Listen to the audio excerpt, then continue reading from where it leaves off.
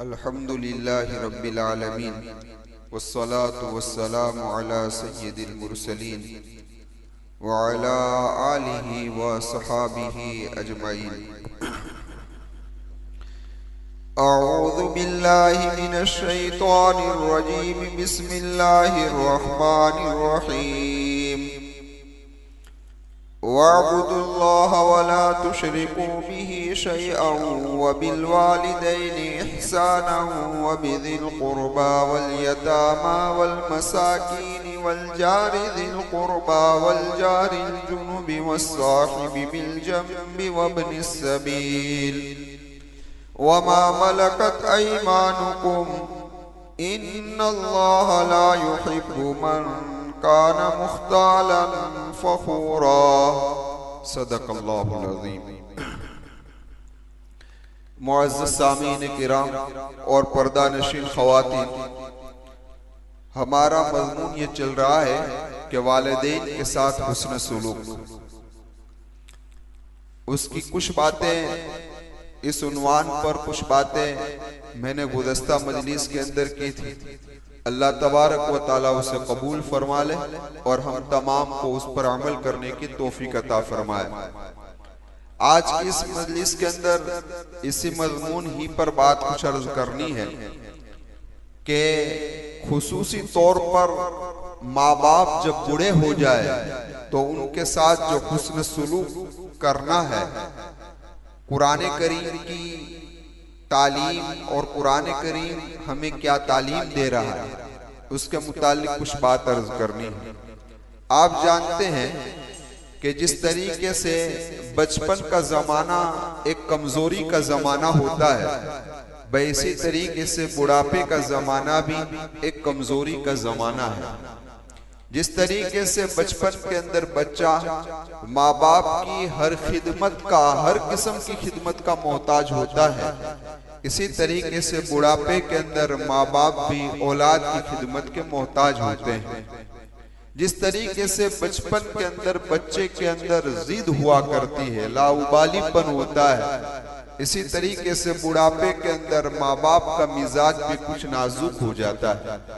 और ये निज़ाम कुदरत है, अल्लाह तबारक व ताला का, अल्लाह तबारक व ताला की ये कुदरत है। इसीलिए कुरान करीम में फरमाया वमन नुअम्मिरहु नुनक्किसहु फिल खल्क़, कि अल्लाह तबारक व ताला जिसकी उम्र को ज्यादा करते हैं तो उसको तभी हालत पर उसको लौटा देते हैं।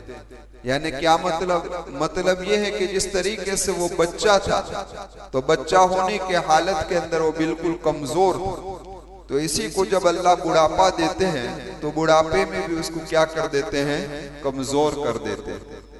अब जरा देखें कि माँ बाप की खिदमत और माँ बाप की इताअत, उसके लिए कोई जमाना मुकर्रर नहीं है, कोई वक्त मुकर्रर नहीं है कि कौन सी उम्र में वालिदैन पहुंच जाए तो उनकी खिदमत की जाए, उनकी इताअत की जाए। नहीं, माँ बाप की खिदमत तो हर जमाने के साथ है, चाहे वो जवान हो तब भी उनकी इताअत और खिदमत लाजिम है।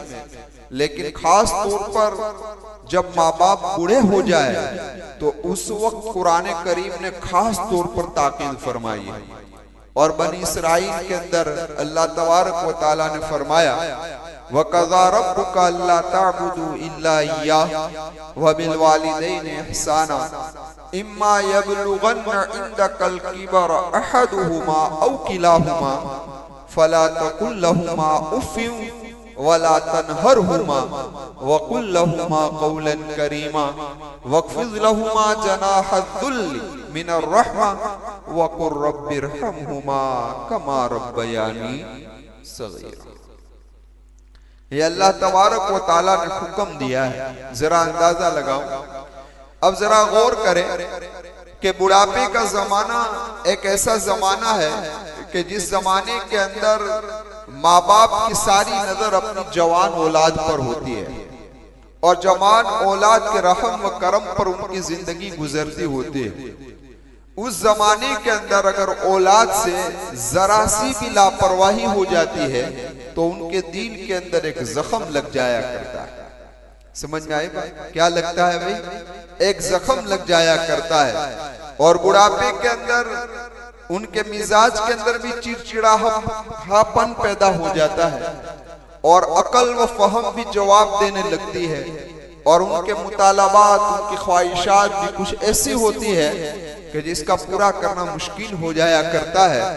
इसीलिए अल्लाह तबारक व तआला ने खास तौर पर माँ बाप के बुढ़ापे का जिक्र किया और बुढ़ापे के जिक्र करने के साथ साथ औलाद को उसका बचपन भी याद दिलाया। क्या याद दिलाया? उसका बचपन याद दिलाया कि ऐ नौजवान और ये औलाद, जरा गौर कर, जरा सोच कि अभी तेरे वालिदैन बूढ़े हैं। एक जमाना ये था कि तू बिल्कुल कमजोर था, तो वो लोग तेरी खिदमत से कभी पीछे नहीं हटे हैं, उन्होंने तेरी हर जरूरत को पूरा किया है। तो आज वो खिदमत के मोहताज है, तू भी कमर कस ले और तू भी इसके अंदर कोई कमी न छोड़।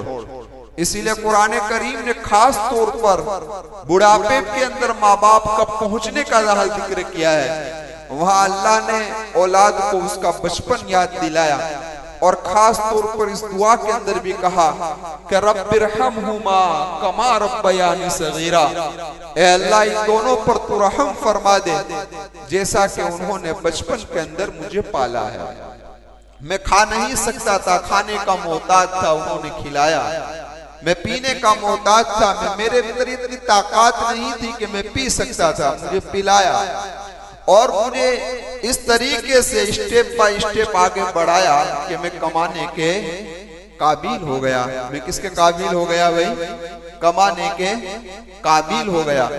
अब जरा एक बात को आप नोट करें और सोचे, जो उलमा ने एक जबरदस्त नुक्ता लिखा है कि औलाद जब बचपन में थी, यानी बिल्कुल बच्चा था, उस वक्त माँ बाप उसकी जो खिदमत कर रहे थे और उसकी जरूरतों को पूरा कर रहे थे, अपनी नींद को कुर्बान कर रहे थे, जो कुछ भी कर रहे थे, उस वक्त माँ बाप को औलाद की तरफ से कुछ भी नहीं मिला था।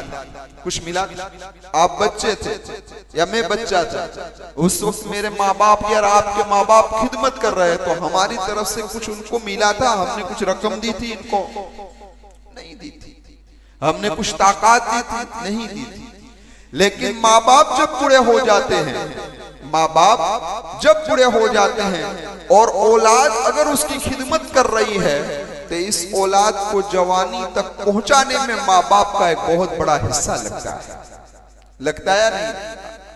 समझ लो कि बुढ़ापे के अंदर माँ बाप पैसों के मोहताज है और जवान बेटा है और उसके पास पैसे हैं, तो भाई उसको कमाने तक पहुंचाने में माँ बाप का एक बहुत बड़ा हिस्सा है, बहुत बड़ा हिस्सा लगा हुआ है। या अगर उसके अंदर ताकत और कुव्वत है, तो तुझे जवानी की ताकत और कुव्वत तक पहुंचाने के अंदर भी इस माँ बाप का हिस्सा लगा है जो आज तेरी खिदमत के मोहताज है। इसीलिए कुरान करीम ने खास तौर पर बुढ़ापे का जिक्र किया, क्योंकि माँ बाप जब बूढ़े होते हैं उस वक्त औलाद जवान होती है, तो अब तेरा हक बनता है कि उस एहसान का बदला चुका दे, उस एहसान का बदला चुका दे। क्योंकि माँ बाप जब जवान होते हैं उस वक्त औलाद खुद बच्चा होती है और वो खुद खिदमत का मोहताज होती है। इसलिए कुरान करीम ने खास तौर पर किसका जिक्र फरमाया भाई? बुढ़ापे। अब जरा आप गौर करें, कुरान करीम की इस आयत करीमा में अल्लाह तबारक व तआला फरमाते हैं, कुछ हुक्म दिए, कुछ अहकामात दिए हैं। उनमें से पहला हुक्म ये दिया कि माँ बाप को उफ तक भी न कहो, उनकी बात को न टाल मटोल करो, न रद्द करो। तुम्हारे चेहरे से और तुम्हारे किसी काम से ऐसा जाहिर न हो कि तुम्हें ये पसंद नहीं, नागवारी का इजहार न करो। उफ कहते हैं तुफ को, और उर्दू में कहा जाता है हूं, हाँ, यानी उम्दा सांस लेकर भी जवाब न दो, हाँ कि तूने, ऐसा भी जवाब। हजरत अली रज़ी अल्लाह ताला अन्हु ने फरमाया कि नबी करीम सल्लल्लाहु अलैहि वसल्लम फरमाते हैं, अगर उफ से भी कोई कम दर्जे का लफ्ज होता, ये बिल्कुल कम दर्जे का लफ्ज है, उफ, हाँ ये कम दर्जे का लफ्ज है, अगर इससे भी कोई कम दर्जे का लफ्ज होता तो कुरान करीम उसको भी बयान करता कि ये भी मत करो, ये भी मत करो। इसलिए जो लोग अपने माँ बाप के साथ हुस्न सुलूक करते हैं उन्हें तो अपनी जुबान को उनके सामने बोलने के अंदर मुहतात रखना चाहिए, एहतियात करना चाहिए ताकि जन्नत का रास्ता आसान हो जाए। और जो लोग अपने माँ बाप का कुछ ख्याल ही नहीं रखते, उनके सामने बोल रहे हैं, बद अखलाकी से पेश आ रहा है, तो उन्हें क्या, उनके लिए जहन्नम का रास्ता। अल्लाह मेरी भी हिफाजत फरमाए, हम तमाम की हिफाजत फरमाए। पहला हुक्म तो ये दिया, दूसरा हुक्म ये दिया कि उनको न झिड़को, उफ़िम वाला तनहरहुमा, न डांटो, न बद कलामी से पेश आओ। लेकिन अफसोस है आज का नौजवान माँ बाप को गाली देता है। क्या दे रहा है?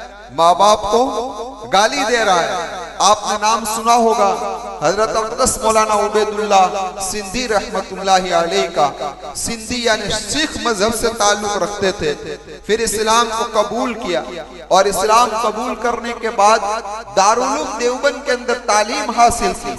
उनकी वालिदा ईमान में दाखिल नहीं हुई थी, अभी सिख मजहब ही पर थी। मौलाना ने जब फरागत हासिल कर ली तो अपनी वालिदा को अपने पास बुला लिया। बेटा आलिम है, मुसलमान है, माँ सिख मजहब पर है, लेकिन मौलाना उबैदुल्लाह सिंधी रहमतुल्लाहि अलैह ने माँ की खिदमत के अंदर कोई कमी नहीं छोड़ी। यहाँ तक कि कभी माँ आप पर चप्पल फेंकती थी तो उसको भी बर्दाश्त किया, कभी उफ तक नहीं किया, कभी उफ तक नहीं किया। माँ सिख मजहब से ताल्लुक रखती थी तो माँ ने एक मर्तबा कहा, मुझे नजराना पेश करना है, ये रस्म थी उनकी, मुझे वो पूरी करनी है, मेरे लिए गाय ला कर दे। मौलाना ने गाय ला कर दी ताकि माँ अपनी रस्म को पूरी कर ले। ये इताअत थी, ये फर्मा बरदारी थी। यही नेक लोगों की पहचान हुआ करती है कि माँ किसी भी मजहब से ताल्लुक रखती हो, बाप किसी भी मजहब से ताल्लुक रखता हो, लेकिन माँ और बाप उसका हक अदा करना जरूरी है। ये तालीम सुन्नत कुरान और हदीस के अंदर भी है कि तुम्हारे माँ बाप अगर काफिर हो तब भी उनकी खिदमत तुम पर क्या है। जब माँ बाप काफिर हो उस वक्त भी उनका अदब जरूरी है, उनकी खिदमत जरूरी है, और जायज उमूर के अंदर उनकी इताअत जरूरी है। नाजायज उमूर में तो मुसलमान माँ बाप की भी इताअत जरूरी नहीं है। तो मैं अर्ज कर रहा था कि वो माँ बाप जो मुसलमान है, कि जिन्होंने हमें पैदा किया है, जिनके आगोश के अंदर हमारी जिंदगी गुजरी है, तो उनका क्या हक है हम पर, वो हम सब को जानना चाहिए और अमल करना चाहिए। तो मैं अर्ज कर रहा था, एक हुक्म ये भी है, आगे हुक्म ये भी दिया, क्या उफ़िम वला तनहरहुमा वकुल लहुमा कौलन करीमा। और जब तुम इन दोनों से बात करो, माँ से बात करो, आमतौर पर बाप से तो सब रिस्पेक्ट से बात करते हैं, लेकिन माँ के सामने कोई नहीं रखता। तो कुरान तो ये इन दोनों से वकुल लहुमा कौलन करीमा, इन दोनों से जब भी तुम बात करो तो नरम लहजे के साथ बात करो, बादब बात करो। जिस तरीके से एक सख्त मिजाज का सेठ हो और उसके सामने नौकर कितना अदब से बात करता है, कितनी तमीज से बात करता है, फरमाया इस तरीके से नरमी से बात करो। बाप का हक तो ये है कि बाप जब आगे चल रहा हो तो बेटे को चाहिए कि अदबन पीछे चला करे, बाप के आगे भी न चले, बाप से ऊंची जगह पर भी ना बैठे। बाप अगर नीची जगह पर बैठा है तो बाप खुद नीची जगह पर बैठने की हालत में औलाद को चाहिए कि ऊंची जगह पर ना बैठे। ये अदब सिखलाया। लेकिन आप जानते हैं कि हम सब शक्लों के एतबार से तो इंसान है, लेकिन हमारे अंदर से इंसानियत निकली हुई है। हम इंसानियत से क्या है, बिल्कुल महरूम है। मुसलमान होना तो दूर की बात, हम इंसान बन जाए तब भी बड़ी बात है। हम इंसान बन जाए ना तब भी बड़ी बात है। तो कुरान करीम ने फरमाया बादब उनसे गुफ्तगू करो, वक़ूलू क़ौलन करीमा वक़्फ़िज़ लहुमा जनाहद्दुल, और कहा कि अपने बाजुओं को यानी कि मेहरबानी से क्या करना है, तो कि इंकिसारी के साथ अपने बाजू को झुका दो। क्या मतलब ये मिसाल दूं मैं आपको। आप छोटे बच्चे को किसी काम का कहते हैं तो उसको करना होता है तो कंधे हिलाता नहीं, और अगर ना करना हो तो कंधे हिलाता है। क्या हिलाता है? कंधे हिलाता है। तो फरमाया यहाँ भी झुका दो। यानी कभी ऐसा नहीं होना चाहिए, कभी ऐसा नहीं होना चाहिए। लिखा है किताबों के अंदर, कोई ऐसा काम भी ना करो जिससे उनको तकलीफ पहुंचे। मिसाल के तौर पर आप सफर में गए, आप कहाँ गए? सफर में गए, आपने अपने मकाम तक पहुंचने की इत्तिला अपने माँ बाप को नहीं दी, तो ये परेशान है मेरा बेटा पहुंचा होगा कि नहीं पहुंचा होगा, किस हालत में होगा, तो उससे इनको तकलीफ पहुंचती। इतनी भी तकलीफ न पहुंचाओ, इतनी भी तकलीफ न पहुंचाओ। लेकिन आज हम सबकी ये कमजोरी है, अल्लाह तबारक व तआला हमारी इस कमजोरियों को दूर फरमाए। तो मैं अर्ज कर रहा था आपसे, अर्ज ये कर रहा था कि कुरान ने कहा कि इंकिसारी के साथ अपने बाजू को झुका दो। उलमा ने लिखा है जनाह कहते हैं बाजू को, दुल कहते हैं आजिजी को, जलील होने को। कहने का मकसद ये है कि माँ बाप के सामने एक जलील इंसान की तरह पेश आओ, कि जिस तरीके से आदमी कुछ ना होता है, एक गुलाम कैसा आका के सामने झुकता है, इस तरीके से तुम क्या करो भाई, पेश आओ। इसीलिए एक वाकया है किताबों के अंदर लिखा है कि एक नौजवान आया नबी करीम सल्लल्लाहु अलैहि वसल्लम की खिदमत के अंदर, और उसने अर्ज किया अल्लाह के महबूब, मेरे बाप ने मेरा सारा माल ले लिया है, मेरे बाप ने मेरा माल ले लिया है। अल्लाह के महबूब सल्लल्लाहु अलैहि वसल्लम ने फरमाया जाओ तेरे बूढ़े बाप को बुला कर लाओ। खैर वो आदमी गया बूढ़े बाप को लेने के लिए। जब वहां पहुंचा है, वो लेने के लिए जा रहा था, इतने में हजरत जिब्राइल अलैहिस्सलाम तशरीफ ले आए, और हजरत जिब्राइल ने नबी करीम सल्लल्लाहु अलैहि वसल्लम से फरमाया कि अल्लाह ने आपको सलाम किया है, और अल्लाह ने फरमाया है कि बूढ़ा आए तो उससे एक सवाल करना। वो सवाल ये करना है कि तूने दिल ही दिल के अंदर जो अशआर पढ़े हैं, कि जो तेरे कानों ने भी नहीं सुने हैं, वो मुझे सुना, वो मुझे सुना, बस ये कहना है। अब जरा देखे, वो बूढ़ा आया, बेटा लेकर आया बाप को।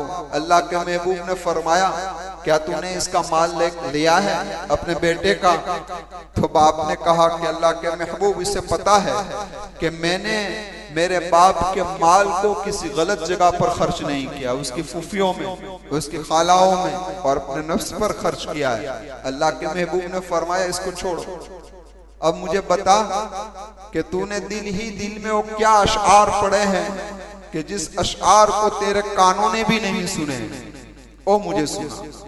तो उसने कहा अल्लाह के महबूब सल्लल्लाहु अलैहि वसल्लम, कोई भी मामला पेश आता है तो इस मामले के अंदर आप पर हमारा ईमान व यकीन बढ़ जाता है। ये एक ऐसी चीज थी कि मैंने दिल ही दिल में कही थी, मेरे कानों ने भी नहीं सुना था, और आपको पता चल गया, ये आपका मुजीजा है। अल्लाह के महबूब ने फरमाया कि वो अशआर सुना। खैर वो अशआर 8-10 अशआर है अरबी के अंदर, और उसका तर्जमा भी लिखा है। मैं उस अशआर की तरफ जाना नहीं चाहता, सिर्फ एक शेर का तर्जमा सुनाता हूँ, एक शेर का।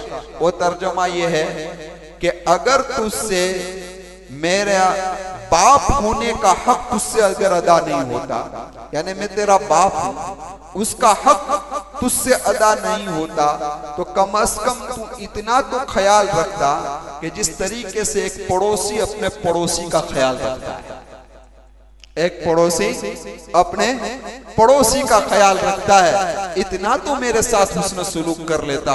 अल्लाह के महबूब ने ये अशआर उसके बड़े लंबे चौड़े सुने, तो सुनने के बाद अल्लाह के महबूब ने उस नौजवान लड़के के गिरेबान को पकड़ लिया, और मेरे महबूब ने फरमाया तू और तेरा माल तेरे बाप का है। क्या कहा? तू और तेरा माल तेरे बाप का है। लेकिन आज अफसोस है इस बात पर कि नौजवान, आज बुढ़ा बाप जब नौजवान बेटे के पास पैसे मांगता है, तो बेटा सवाल क्या खर्च करवा, क्या देवा छे, क्या देवा, नहीं पूछ सकते, नहीं पूछ सकते। समझ में आई बात? हम और हमारा माल हमारे बाप का है। किसका है? हम और हमारा माल हमारे बाप का है। लेकिन आज मोहताज बने हुए हैं माँ बाप। औलाद कमा रही है, ये कमा नहीं रहे, तो औलाद कमा रही है तो ये समझ रही है कि मैं ही घर चला रहा हूं, मैं ही घर चला रहा हूं। ये भूल गया अपना बचपन का जमाना कि तुझे वहां तक किसी ने पहुंचाया है, इस हद तक पहुंचाया है। समझ में आई बात? तो अब ये सवाल कर रही है कहां खर्च करना है, किसको देना है? तू कौन सवाल करने वाला है? तू कौन सवाल करने वाला है? तो कुरान करीम की इस आयत करीमा में आखिर में हुक्म भी दे दिया कि अपने माँ बाप के लिए दुआ करो। क्या दुआ करो? रब्बिरहमहुमा कमा रब्बयानी सगीरा। ऐ अल्लाह इन दोनों पर रहम फरमा, जैसा कि इन दोनों ने बचपन के अंदर मुझे पाला है। पता नहीं मेरे माँ बाप भी इस दुनिया से रुखसत हो चुके हैं। आपके माँ बाप हयात होंगे, किसी के माँ बाप बूढ़े होंगे, किसी के माँ बाप जवान होंगे, किसी के माँ बाप में से कोई एक कब्र के अंदर पहुंच चुका है। किस हालत में है हम नहीं जानते। वो कब्र के अंधेरे में किस हालत में है हम नहीं जानते। हम अल्लाह से दुआ करते हैं, अल्लाह उनकी सारी मुश्किलों को दूर फरमा दे, इनके हालात को बेहतर कर दे, इनकी कब्र को नूर से मुनव्वर कर दे। ए अल्लाह इन्होंने बचपन के अंदर मेरा बहुत ख्याल रखा है। रो रो कर दुआ करो नौजवान, रो रो कर दुआ करो, अल्लाह से मांगो उनके बचपन के एहसानात को और हमारे जवान होने तक के उनके एहसानात को याद करो। अल्लाह के सामने उनके एहसानात को याद कर कर कर दुआ मांगो। अल्लाह बड़े एहसान है मेरे माँ बाप, लेकिन आज वो कब्र में पहुंच चुके हैं, अंधेरे में है, उजाले में है, हम नहीं जानते। अज़ाब कब्र में मुब्तला है या नहीं है हम नहीं जानते। ए रहीम करीमा का उन्होंने हमारी जिंदगी के अंदर हमारे पर आने वाली मुश्किलात और हालात को दूर करने की कोशिश की है। ए अल्लाह इनके हालात और इनकी मुश्किलात को क्या कर दे भाई, दूर कर दे। अब जरा आगे एक बात और सुन लीजिए कि माँ बाप कभी ऐसा होता है कि एक नौजवान माँ बाप के बुढ़ापे का जमाना पाता ही नहीं। कहने का मकसद ये कि माँ बाप बूढ़े होने से पहले इस दुनिया से रुखसत हो गए। कभी ऐसा होता है, कभी ऐसा होता है कि एक बुढ़ापे पर पहुंच रहा है, एक बुढ़ापे से पहले इस दुनिया से रुखसत हो गए। तो जो बुढ़ापे में पहुंचा है उनकी कदर कर ले। समझ में आई बात? कभी ऐसा होता है कि दोनों के दोनों बुढ़ापे में पहुंचे हैं, लेकिन एक खिदमत का ज्यादा मोहताज है, बीमार है। समझ में आई बात? कमजोर है, तो शरीयत ने हुक्म दिया है कि उसका ज्यादा ख्याल रखो। अगर बाप है तो उसका रखो, माँ है तो उसका रखो जो ज्यादा। और कभी ऐसा होता है कि दोनों बुढ़ापे में पहुंच गए, दोनों बुढ़ापे में पहुंच गए, दोनों खिदमत के मोहताज हो गए। फरमाया उस वक्त जवान बेटों को, जवान बेटियों को अपनी कमर को कस लेना चाहिए, कमर कस लेना चाहिए। और कैसी कमर कसे कि उनकी खिदमत में कभी भी पीछे न हटे। क्योंकि रिवायत है मोहम्मद रसूलुल्लाह सल्लल्लाहु अलैहि वसल्लम में मेरे महबूब ने फरमाया खाक आलूद हो उसकी नाक। फिर फरमाया मेरे महबूब ने खाक आलूद हो उसकी नाक। फिर मेरे महबूब ने फरमाया खाक आलूद हो उसकी नाक। सहाबा ने पूछा अल्लाह के महबूब सल्लल्लाहु अलैहि वसल्लम किसकी नाक खाक आलूद हो? अल्लाह के महबूब ने फरमाया कि वो शख्स कि जिसके माँ बाप बुढ़ापे में पहुंच गए और खिदमत कर कर उसने जन्नत न कमा ली, जन्नत न कमा ली। पता चला कि बुढ़ापे में पहुंचने के बाद अगर कोई आदमी माँ बाप की खिदमत करता है तो जन्नत का रास्ता उसके लिए क्या हो जाता है। और बुढ़ापे में खिदमत से बलाएं भी दूर होती है। आपने एक वाकया सुना होगा, मशहूर वाकया है, बुखारी शरीफ में है। सिर्फ खुलासा पेश करता हूं कि 3 शख्स थे जो जंगल के अंदर जा रहे थे। बारिश तेज हो गई, गार के अंदर पना ली। एक चट्टान आई और गार का मुंह क्या हो गया भाई, बंद हो गया। अब निकलने का कोई रास्ता ही नहीं था। तो उस वक्त इन्होंने क्या कहा था कि हमने अपनी जिंदगी के अंदर जो कोई नेक अमल किया है उसको अल्लाह के सामने हम पेश करें और उसके वसीले से दुआ मांगे। हो सकता है कि अल्लाह के नजदीक अमल कबूल हो गया हो।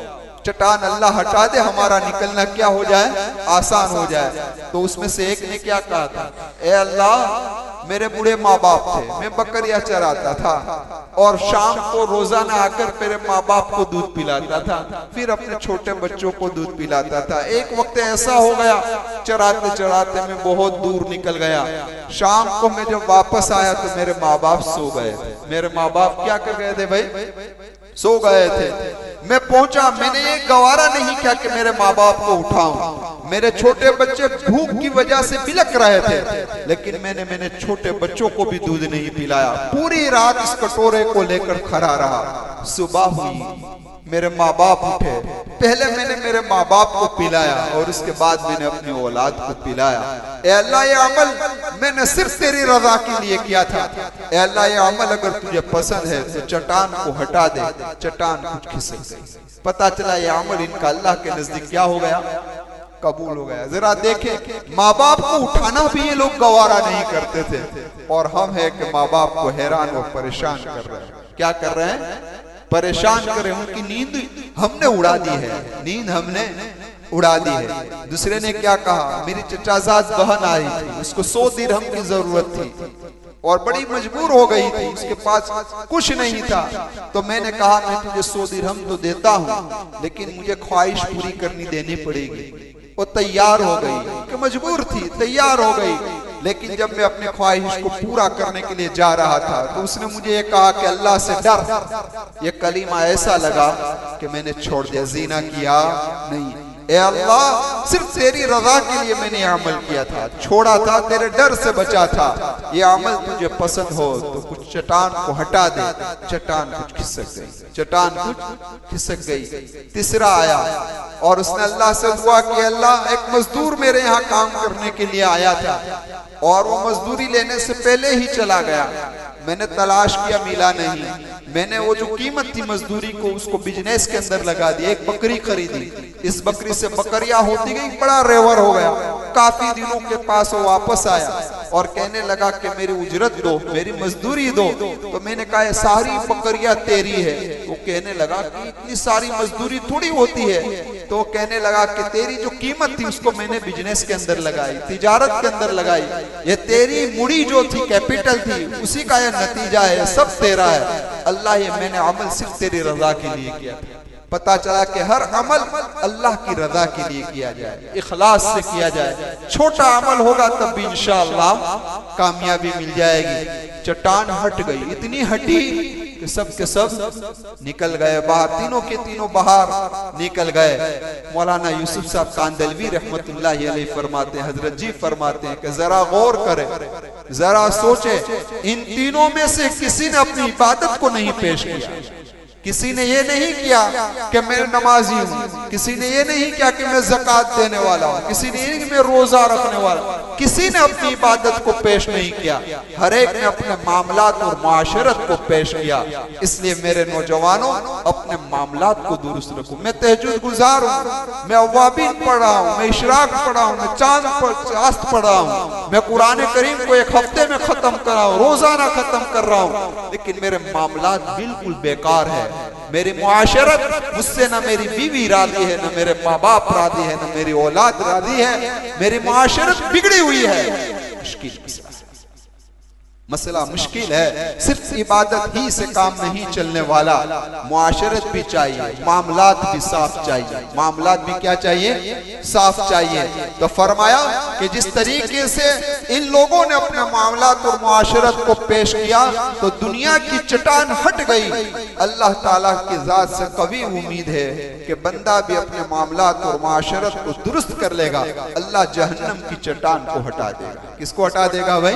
वक्त हो चुका है, काफी वक्त हुआ, आज माफी चाहता हूँ। मैं अर्ज कर रहा था, बुढ़ापे में माँ बाप की खिदमत पर बड़ा अजर है और कुरान करीम की तालीम भी उस पर शाहिद है। खैर, उसके मुताल्लिक कुछ बात और अर्ज करनी है, और एक बात खास तौर पर कि माँ बाप की वफात के बाद हमें क्या करना चाहिए।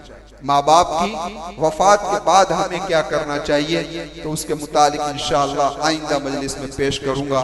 आखिर में अल्लाह से दुआ करता हूँ, अल्लाह जिनके वालिदैन हयात है इनको कदर करने की तौफीक अता फरमाए, उनको खिदमत की तौफीक अता फरमाए, उनकी फरमाबरदारी करने की तौफीक अता फरमाए। जिनके वालिदैन इस दुनिया से रुखसत हो चुके हैं या दोनों में से एक, अल्लाह उनकी मगफिरत फरमाए, अल्लाह इनकी कब्रों को नूर से मुनव्वर फरमाए, जन्नतुल फिरदौस में आला मकाम अता फरमाए, और अल्लाह हम तमाम को जन्नतुल फिरदौस में अपने वालिदैन के साथ मिला दे। आमीन। व आखिरु दावाना अल्हम्दुलिल्लाहि रब्बिल आलमीन। सुब्हानल्लाहि व बिहम्दिही, सुब्हानकल्लाहुम्मा व बिहम्दिका व नशहदु अल्ला इलाहा